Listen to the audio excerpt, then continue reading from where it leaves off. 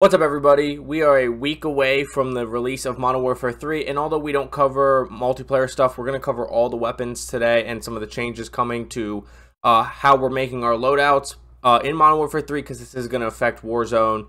And before we get into it, I will be live at midnight Eastern for the release of Modern Warfare 3, as well as all day Friday next week, leveling up guns. So if you want to see anything, just let me know, and I'm happy to use any weapon you want me to use.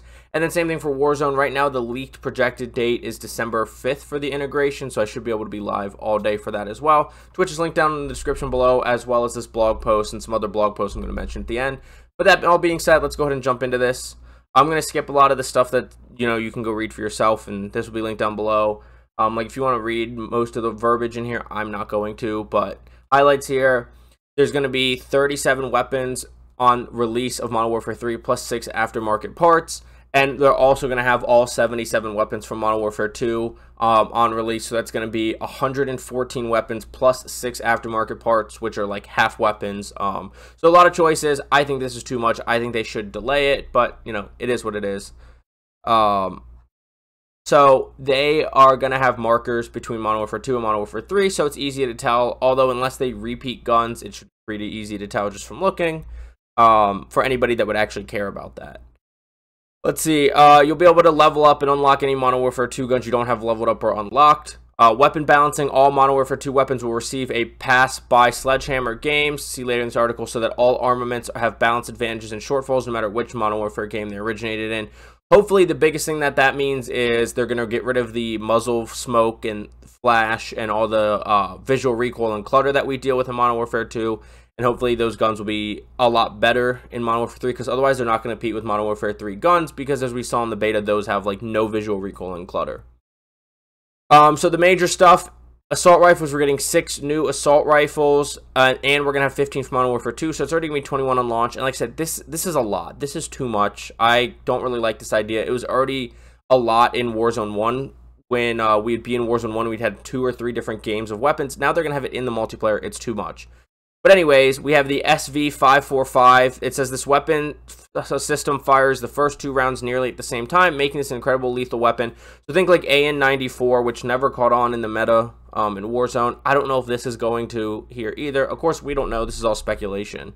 Then we have the MTZ-556, boasting an exceptional fire rate for a 5.56 weapon. This close quarters AR excels at close and mid-range. The Holger 5.56, which is interesting because if you remember Modern Warfare 19 as well as Warzone 1, we had the Holger, which never really caught on in Warzone, but that was only an LMG. Here we have an AR version of it, and if you look, it looks exactly the same, except the mag is different. Be interesting to see. It says chambered in 5.56, this AR offers exceptional range and reliability for most engagements.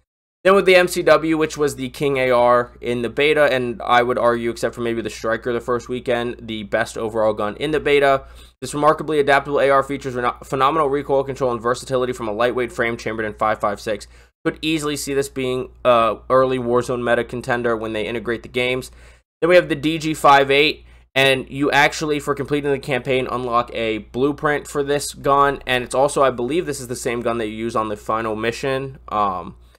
And so I thought this was going to be like the FR556. If you see the bottom of my screen right now, we're about to get to that. So we're going to have 2 Bullpup burst rifles. This says with an excellent recoil control and 3-round burst fire, this Bullpup AR dominates at mid to long range.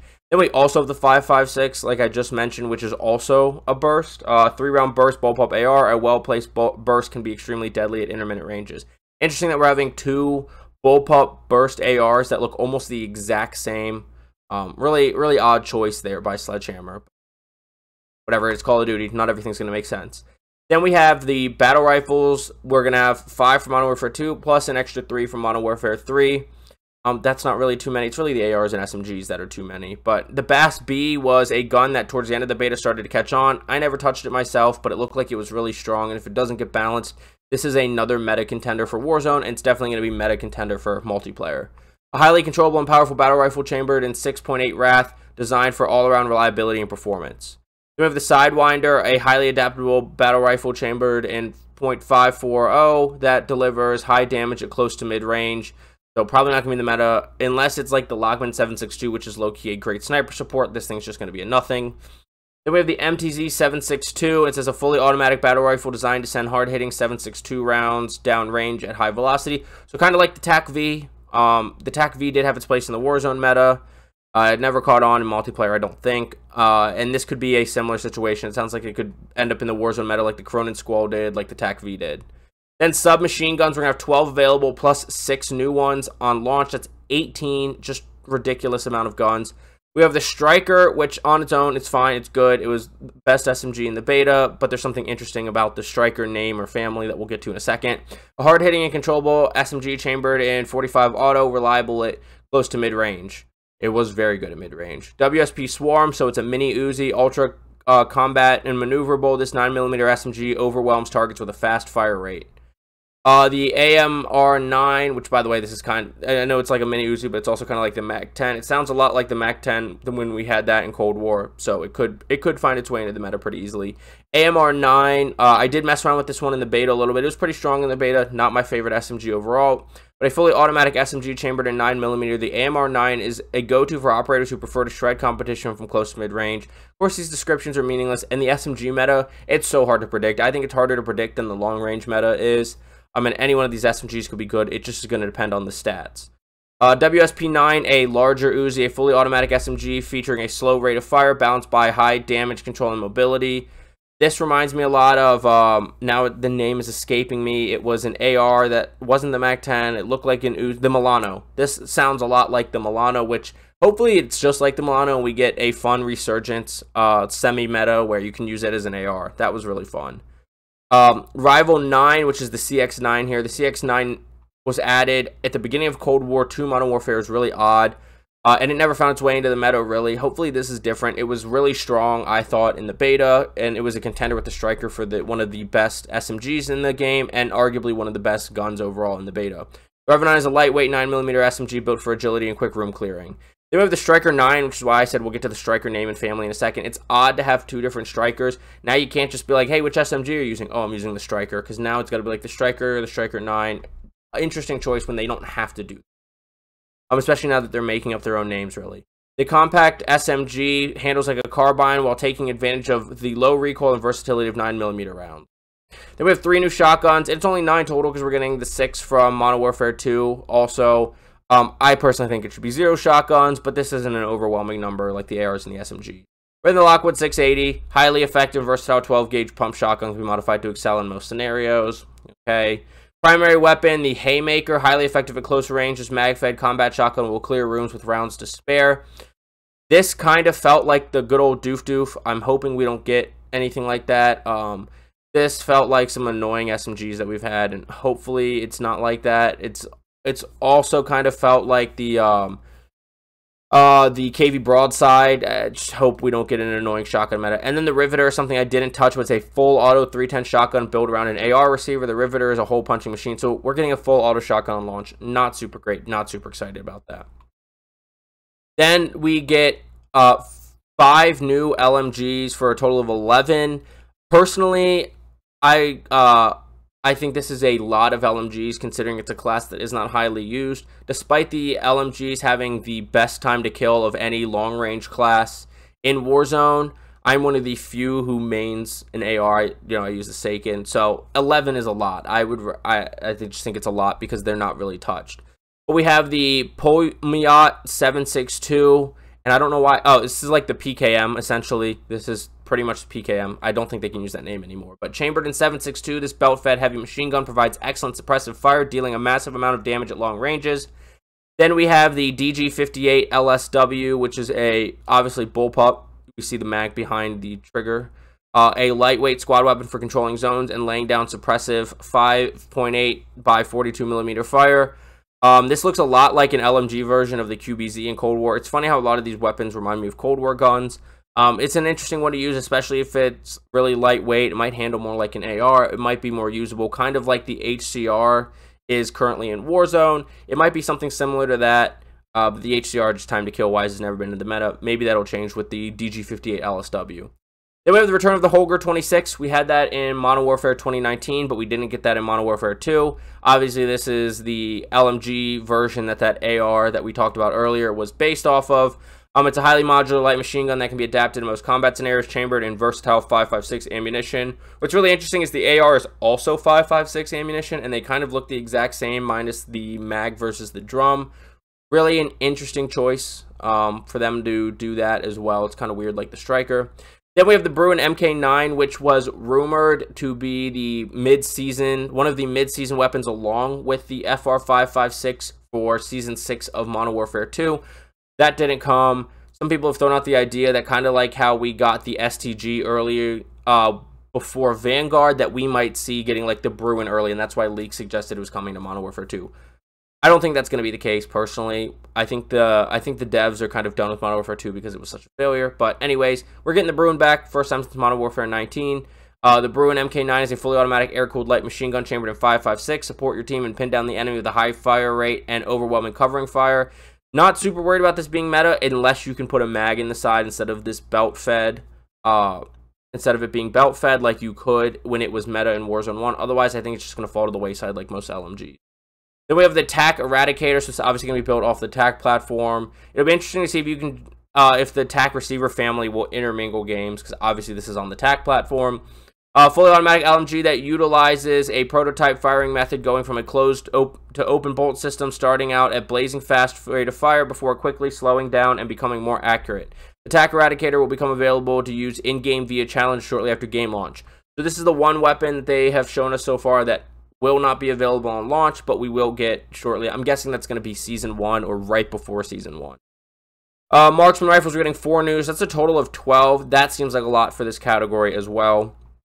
We're getting the KVO Enforcer and Marksman Rifle chambered in 7.62. Lightweight construction results in excellent recoil control for rapid follow-up shots. The MCW 6.8, obviously based off the same platform as the NCW AR. Chambering in 6.8, this highly modular Marksman Rifle features exceptional damage and reliability. We're getting the DM56, a titan of ballistic ingenuity. The Marksman Rifle boasts best-in-class rate of fire and exceptional controllability. I hope it's not a DMR meta. I know I'm just getting flashbacks because it starts with a DM. But high rate of fire, exceptional controllability, that was the DMR, and then the Type 76 after the DMR. MTZ Interceptor, which once again, it's another Cold War gun, it reminds me of.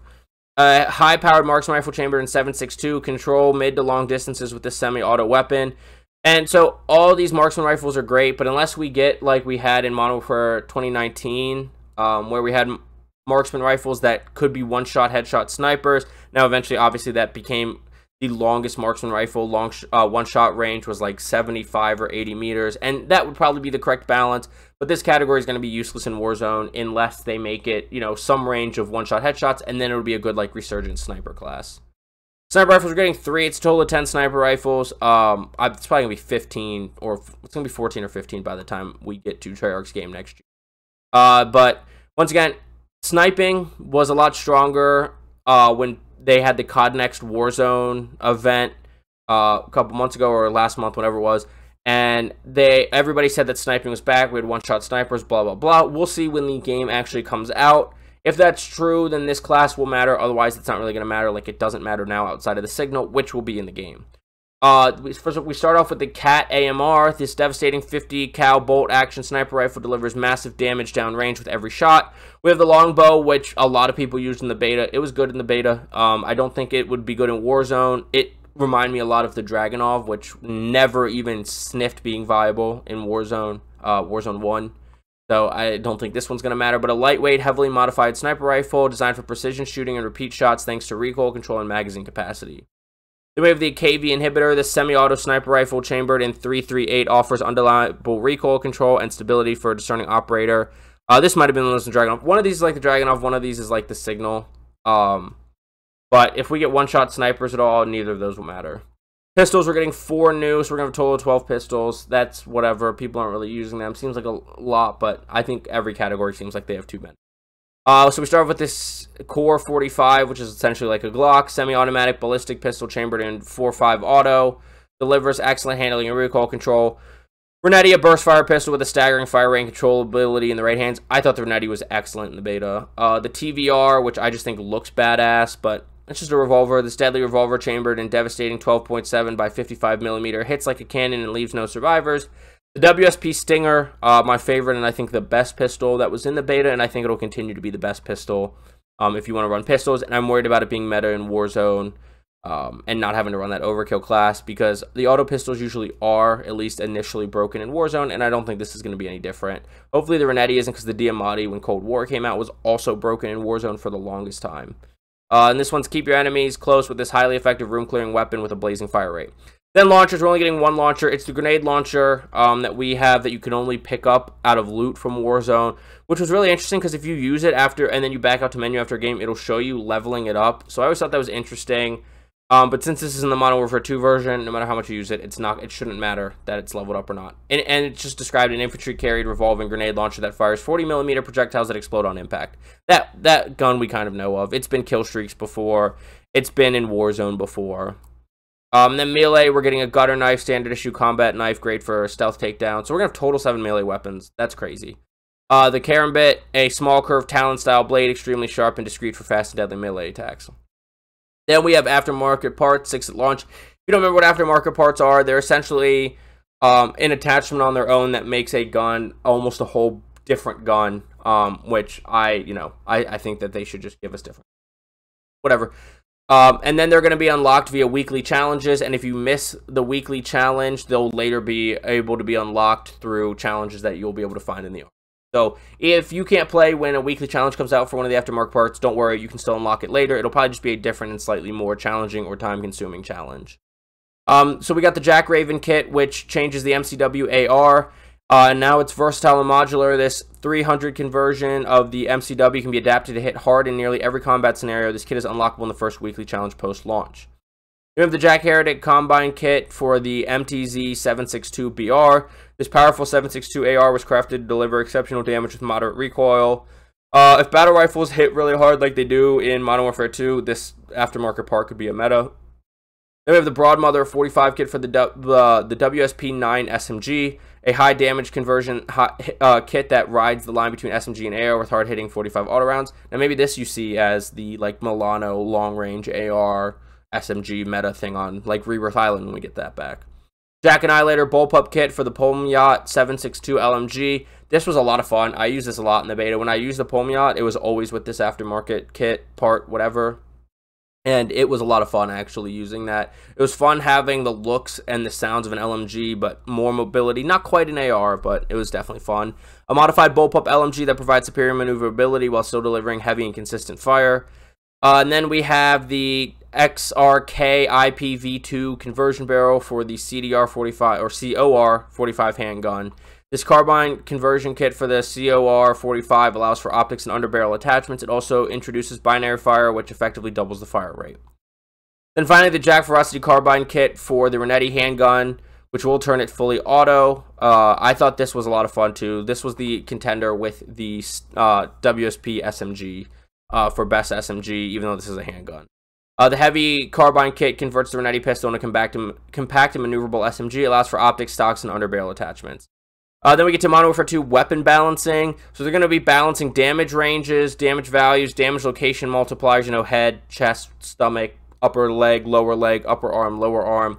Attachment value magnitudes, reducing MWII laser ADS speeds, attachment pros and cons values.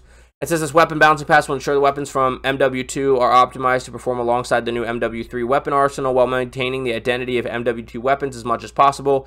The team will be observing weapons performance at launch and beyond as part of an ongoing post-launch game refinements. So it says to maintain the identity. Hopefully they don't mean muzzle shake, muzzle flash, and visual recoil, because that's just brutal. And if that's going to be the case, only the Modern Warfare 3 weapons are going to get used. I think that even though they didn't mention it, that's something else that they'll take part of changing with their balancing pass, but we'll have to wait and see. And now we're getting into Gunsmith stuff. I'm just going to touch some highlights here. It's up to you if you want to read all this. Like I said, this will be linked down below. And so statistical refresher, the 9 important stats that they highlight are damage, fire rate, range, accuracy, recoil control, mobility, handling. If you ever wondered the difference between mobility and handling, mobility is how quickly you can generally move, crouch and move, sprint, tactically sprint, and ADS while using the weapon, which is interesting that they mention ADS because then handling right below it, the ADS speed, reload quickness, sprint to fire speed, and weapon swap speed. So mobility and handling both affect ADS, just something to remember going forward. Rounds and reserve. Reserve is the additional ammunition the weapon carries. Once the rounds are in reserve, numbers reduce to 0 out of ammunition. Now, so if you noticed in the beta, played the beta, watched the beta, whatever, they have a pros and cons menu, where you have a single chevron, a double chevron, a triple chevron, and a polygonal arrow. If you look in the picture, you can only see the double chevron and the triple chevron on the con side, but you can see the polygonal arrow. And essentially, the amount of chevrons is how much of a change it is. So minor, moderate, or strong, depending on single, double, or triple. And then obviously, if it's on the pro side, it could be a strong pro. If it's on the con side, it's a strong pro. And then the polygonal arrow is a new function to the mod. So you can see, like when you're adding the optic in the picture example, a 5.5 times magnification would be a new feature, because when you're on iron sights, there is no magnification. And then dual optics toggle, obviously that's not a thing when you don't have this or when you have a different optic, so that's why that's the polygonal arrow. I think they should have used different attachments to illustrate that more, like akimbo, but you know, they do what they do. New functions and mods regarding the polygonal arrow. Muzzles, the muzzles will give you undetectable radar and flash concealment, ammunition, bullet penetration, explosive impact, underbarrel, bipod mount, lasers, candid laser aiming, no tack stance, optics, different magnifications, thermal, sniper glint. So that's just some examples. Obviously, there's going to be more. But then the biggest change coming to Gunsmith, and I think the most important, besides the last thing that we're going to mention before this video wraps up, is we're getting stats finally. We're getting detailed stats. Now, I say kind of finally, but like the last Sledgehammer game, Vanguard also had detailed stats. So for Vanguard, this isn't like a new thing, but in the Modern Warfare universe, this is a new thing and a huge deal, especially if you look on the left of this picture, the damage values. That makes it a lot easier to figure out what's meta, what's not, because you can do, if you want to, a time to kill calculation for yourself, you know, minus bullet velocity over distance and everything. But like bullets to kill, you can do for yourself, because you got rate of fire also down there. That's going to make people like JGod's job easier. Or anyone that does loadouts or, you know, weapon videos. Check out my profile. And then people like True Game Data, Sim.gg now don't have to test in game for their website, or they don't have to data mine. They can just go right into the game and get damage values. Now it only shows headshot, upper and lower torso, so they might still have to do some, but hopefully they'll expand it to stomach and at least limb, or just at least add the limbs. But there's also a neck hitbox, and so it's not going to do the job completely, but it'll give you a good idea, because headshot, upper, and lower torso is where most of your shots are and should be hitting. And then we have the weapon stats filtering. So you see all the damage values. You can actually filter that out. If you don't care about how it changes anything but damage, fire rate, and recoil, you can get rid of the accuracy, the range, the handling. You could get rid of all of that and just see the stats that you want to see, which is also awesome. You can also do it by attachments, as you can also filter to show only attachments you've unlocked, which is good, or those you still need to unlock, which could also be good, but whatever. I think being able to filter by statistic is way bigger. And then the big thing here that I said we were going to mention in a second at the end of this video is weapon tuning removal. Weapon tuning is gone.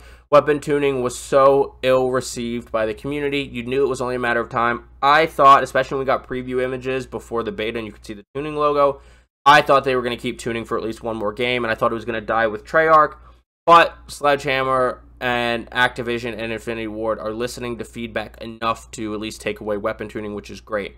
Then the only other thing below it is the other blogs. They've put out one for preseason preparation, which I'll link down below, mapping out multiplayer, which I'll link down below. Fully Equipped came out today, along with the Upping Your Arsenal, which is the one we're talking about now. I'll link that down below, but that's not really relevant to Warzone. As you can see, it says multiplayer, and this MWZ is not like Modern Warzone, like the Twitter account. It's Modern Warfare Zombies, so it's not talking about Warzone at all, and I don't expect new equipment, and we already know like vests and stuff aren't coming to Warzone, at least not at launch, so that's not really relevant, but I will link that down below as well. And then blog 4 is Upping Your Arsenal, which is the one we're reading right now. Then we're going to have cosmetic customization come out, and Modern Warfare Zombies is also going to get its own blog post. Probably won't make a video on those, but as those come out, I'll try to remember to put them in the description down below here. So if you're seeing this video after those have come out, those are going to be linked down below. And if not, you can always check back into the description to see if they're up. With that all being said, thank you so much for watching. I'm super excited to jump into Modern Warfare 3 and start leveling up as many weapons as I possibly can before maybe December 5th for the Warzone integration. I hope you're as excited as I am. Let me know in the comments if you are. And while you're scrolling down the page, don't forget to hit that subscribe button and notification button so you know when I upload videos. I'll probably have an early meta prediction once I get all the long range and SMG options leveled up. I'll put that out, so hit the notification bells just in case you don't have a lot of time to figure out what to level up. I should have something within a week and a half after Modern Warfare 3 is released. And while you're down there, also, like I said, this will be linked down below. My Twitch will be linked down below, and all my socials are also linked down below. Appreciate any follows, comments, likes, whatever across any platforms. Always makes my day. But I will see you on Modern Warfare 3 in a week. Get frying. Have a good day.